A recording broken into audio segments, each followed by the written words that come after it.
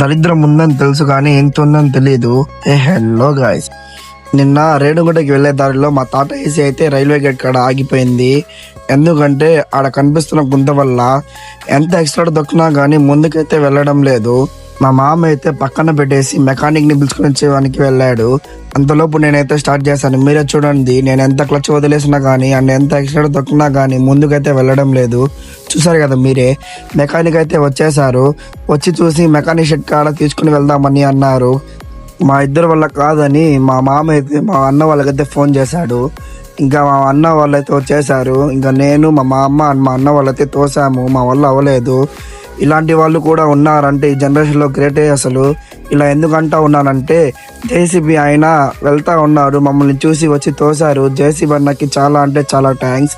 ఇంకా మా మామ మా అన్న వాళ్ళు తోసుకుంటూ మెకానిక్ షెడ్ కాడికి అయితే తీసుకుని వెళ్ళిపోయారు. టాటా ఏసీ మెకానిక్ అన్న అయితే ఒక 3 hours రెడీ అయితే చేసేసారు. ఇంకా అంతే ఈరోజు వీడియోకి. ఇంకా నెక్స్ట్ వీడియోలో కలుసుకుందాం. Bye guys.